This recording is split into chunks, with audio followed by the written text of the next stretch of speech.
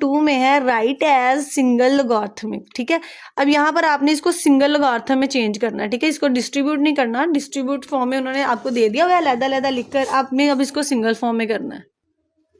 बेटा question number 2 में हमने जो है वो इसको सिंगल लॉगरिथम में लेके आना है, ठीक है। इसको क्लोज फॉर्म में हमने लिखना है।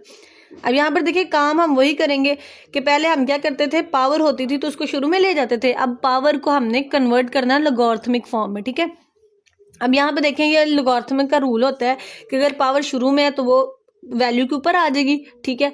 अब ये पावर थी ना इसकी, तो ये 25 के ऊपर आ जाएगी। अब यहाँ पर देखें ये भी पावर थी, तो आपने इसको क्या लिख लेना है, जब इसको एक्सपोनेंट फॉर्म में होगा ना, जब आपने इसको बेटा सिंगल फॉर्म में लेके आना होता है लॉगरिथमिक फॉर्म को, तब वैल्यू के ऊपर अगर पावर है तो वो शुरू में आ जाती है।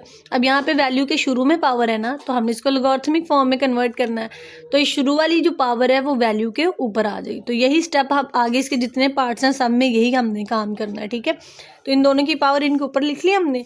अब बेटा यहाँ पे देखें 25 है, तो 25 स्क्वायर होता है 5 का, तो 5 का स्क्वायर हम लिख सकते हैं ना। तो ये जो 1/2 है ये ऊपर वाली वैल्यू का आ गया, यहाँ पे हमने यही लिखा रहने दिया। अब बेटा यहाँ पे देखें ये 2 इस 2 से कैंसिल हो गया, तो यहाँ पर आपके पास बच गया log 5 प्लस log 3 2। अब बेटा हम जानते हैं कि अगर log में प्लस आ रहा है ना तो वो मल्टीप्लिकेशन है, तो हमने 1 टाइम log लिखा और 5 और 3 को आपस में मल्टीप्लाई कर दिया। तो ब्रैकेट का भी यही मतलब होता है कि वैल्यू आपके साथ मल्टीप्लाई। तो बेटा 3 का जो स्क्वायर है ना वो इक्वल टू होता है 9 के, ठीक है। 3 3 ज़ा 9, यहाँ पे 9 आ गया, तो अब हमें इनको आपस में मल्टीप्लाई कर देना है, तो 5 9 ज़ा 45।